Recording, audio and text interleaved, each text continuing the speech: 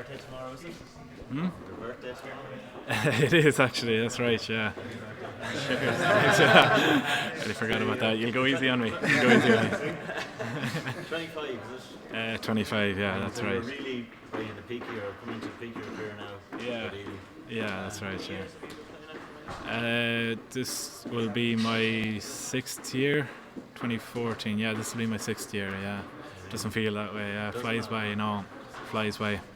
Well, could it just blown by, is it? Yeah, it's crazy. I wouldn't think this is my 6th year now. It just goes by so fast, so just have to make the most of it. Last year, injury came at a bad time, didn't it?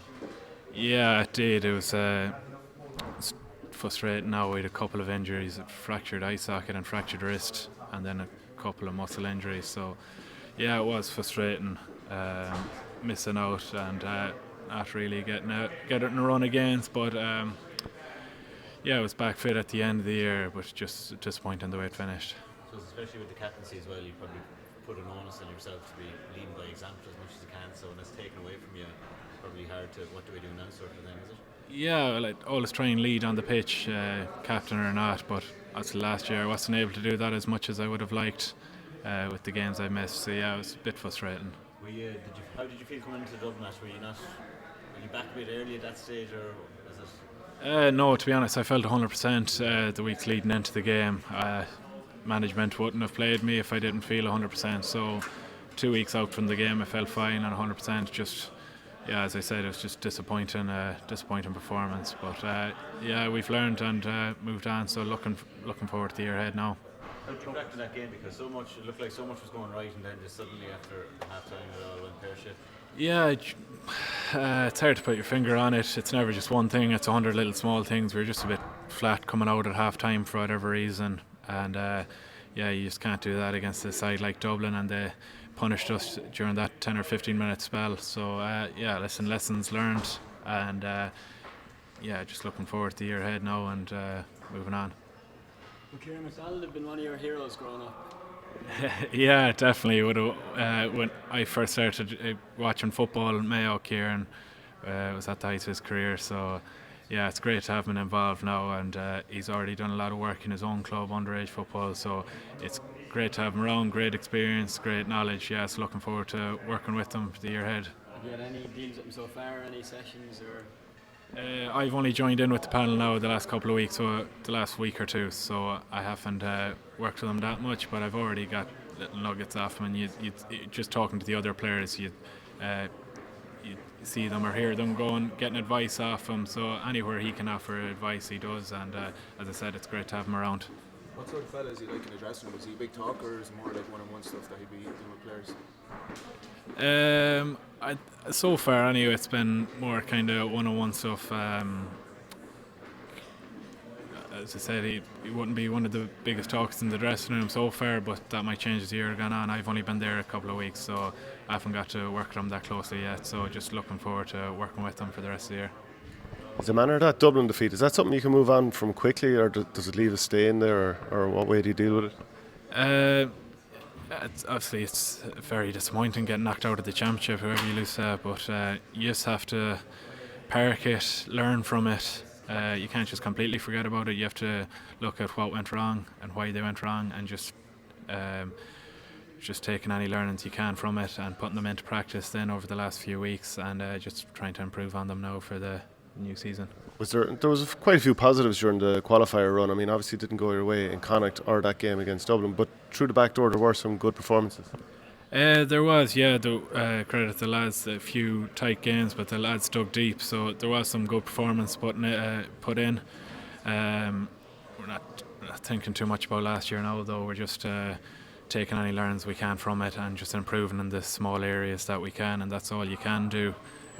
Just trying to get the extra few percent in all the small areas, and just taking that forward now for the year to come. You would have been in with DCU for a few years, Diarmuid. What do you make of the Sigerson being played at the same time as the pre-season competition? Yeah, it's tough. It's a balancing act, to be honest, and it's not ideal, but I think if managers communicate to each other and have a bit of common sense as well, that it can work It can be balanced, but yeah, sometimes there is a lot of pressure put on players with all the different competitions, so it's not ideal. But as I said, if managers can communicate to each other and just put the player welfare first and a bit of common sense, I think it can work. Yeah. Did you enjoy playing the Sigerson Cup? Was it? Yeah, I loved it. I played 4 years with DCU. I was lucky enough to win the Sigerson in my first year, and yeah, geez, it was one of my favourite competitions that year. We just the crack we had along the way, and just meeting and playing with players from all over the country, it was different, but a great experience. Yeah, I loved it.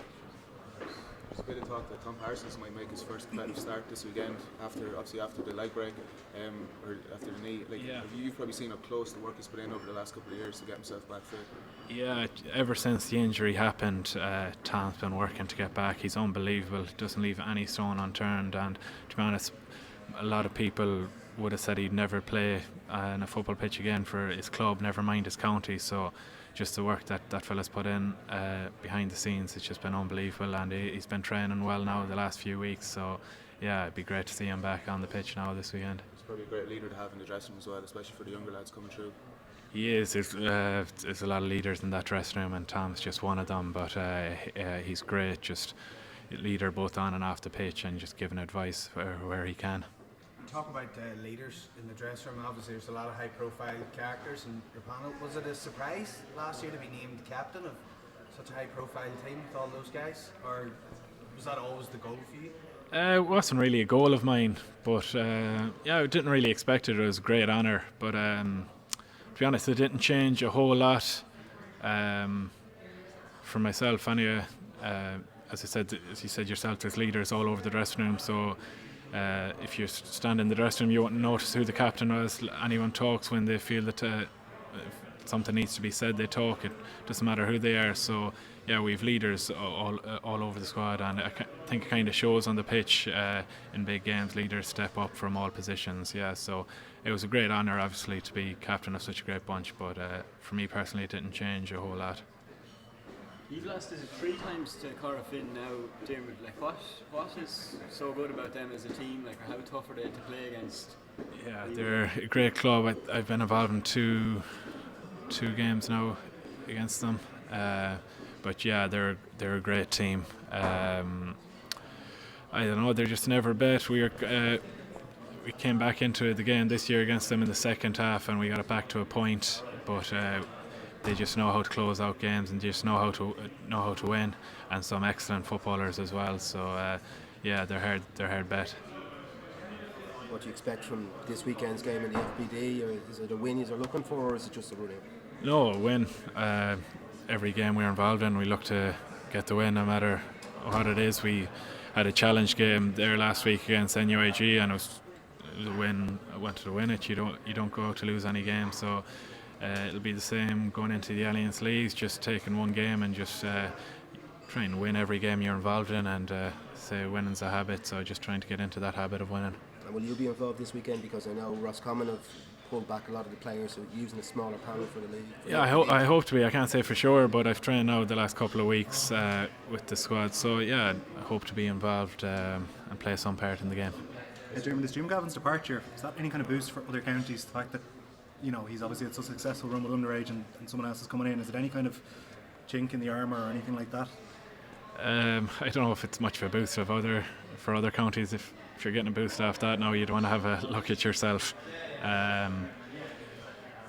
We've too many things to be worrying about ourselves and to be looking at other counties. So yeah, as I said, we're just looking at the small areas that we can improve our own game at, and yeah, just working on ourselves and not too worried about other counties. So do you see the advance mark having a big change in the way teams attack? Have you done much work on it yourselves over the last couple of weeks of training? We have, yeah. I think the biggest thing is that the free taking, anyone's a free taker now. It's not just one or two, so you'd see lads before and after training just practicing free taking themselves, because you never know when you might catch a mark and you might have a free kick to win the game. So yeah, you'd see more lads practicing before and after training their own time, the free kick taking, and then in training we do small bit on just a kick passing and just kicking it on the full rather than just bouncing into their man. So yeah, obviously just working on it and trying to be one of the best counties using it.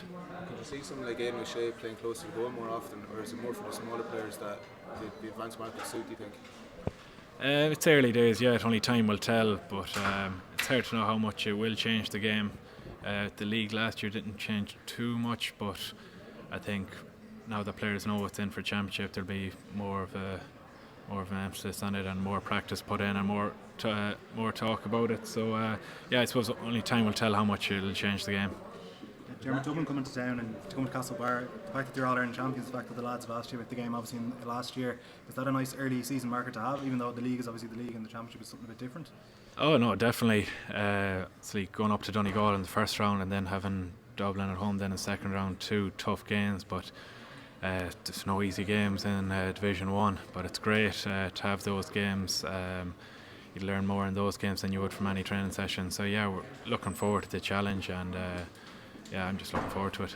And when you look at the season as a whole, the fact that the Division 3 and Division 4 counties aren't going to be in the back door, you're obviously always trying to win Connacht, but is there a greater emphasis on trying to get an earlier peak in the summer because there aren't maybe Division 3 or 4 teams that you might get drawn against in a qualifier game? I don't know, to be honest. Any game we're involved in, we're just going out to win, so we wouldn't be thinking about peaking at this time or the other time. Just maybe earlier on in the league you'll have fresh faces in, you'd have new players in, they'd be given their chance to step up and grab it, but as I said, there's no real talk about peaking here or there. It's just going out to win every competition you're involved in and every game you go out and play. Last year felt like a year where you were competitive, but you were also building for the future a little bit. There's a lot of fresh blood coming through. Yeah, no, it's great to see fresh blood coming through, and this year will be no different. There's a few new lads involved, so they're just working hard, pushing on the older lads. Competition for places is huge, and it's great to see. And it's just about taking your chance when you get it. So yeah, there'll be a lot of new players given their chance. So hopefully they'll step up and take it. And there'll be a lot of the older, more experienced lads trying to hold on to jerseys. So yeah, it's great competition within the squad. Have you ever had any dealings with the AFL? Ever spoken to them before? No, never. No, I've never in contact with anyone with the AFL, but obviously there's a lot of it in the media at the moment. I know it's easy for me to have my opinion on it. I was never approached or anything, but every player is different. I don't think it would be for me, but you can't blame lads for going over, giving it a shot, and you hope to see them do well when they do. I suppose we're here to talk about the league. Last year you were out there and you lifted the trophy, and it was like no other, I suppose, league winning celebration we've seen. Where does that rank in your career, the things you've achieved? It would be up there. Obviously it's great to win silverware in Croke Park, and it was a special feeling after the game, seeing how much it meant to supporters, and just meeting family and friends after the game and seeing how much it meant to people in the county. It was a great feeling. Obviously it was disappointing we couldn't add any more silverware to it for the rest of the year, so that'll be something we'll be looking to change, so hopefully get the year off to a good start again, but building on it this year, and yeah, just taking every game as it comes. But yeah, no, it was a great feeling to be up there. Any year Mayo haven't won the All-Ireland, people have been quick to write him off, saying, oh well, no, that generation is so blah blah blah. Looking at the panel that you have now, and you talk about the talent coming through, does it feel like the panel is stronger than it has been at any point in the 6 years you've been there, or how would you look at it? Yeah, definitely. As I said, I'm only involved now with a week or two, so time will tell. But last year, the competition for places definitely was the strongest it had been since I've been involved, and I can't see this year being any different, with even a couple of more players in. So, as I said, players will get their chance. They just have to be ready to take it when the time comes. You smile when people sort of write you off a bit, or what's it? It doesn't bother us too much whether you take everything with a pinch of salt, whether they're building you up or knocking you down. It wouldn't really bother me too much. Everyone's different and take their motivation from different places, but yeah, no, myself personally anyway, it wouldn't bother me too much, or I wouldn't read too much into it. Just focusing on what I can improve on and just focusing on my own job.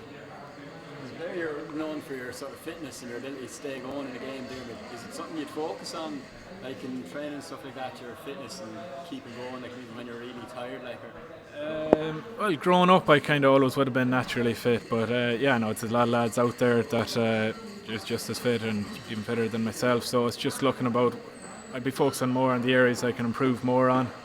So just getting advice off other lads, talking to each other, talking about where we can improve, and in pre-season that's the biggest time to do it. So you're just looking where you can make the biggest improvements. But yeah, no, growing up would have been naturally fit, but obviously you always have to work on it and just keep working hard behind the scenes. Would your record GPS stats be that Kildare game in 2018?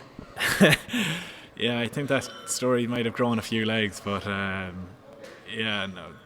As I said, there's a lot of fit lads in the team, but it's no point just being fit and running around if you're not making a count when you get on the ball. So there's games where I've covered a lot less, where I've played a lot better. So yeah, as I said, it's about what you do when you get the ball more than just running around.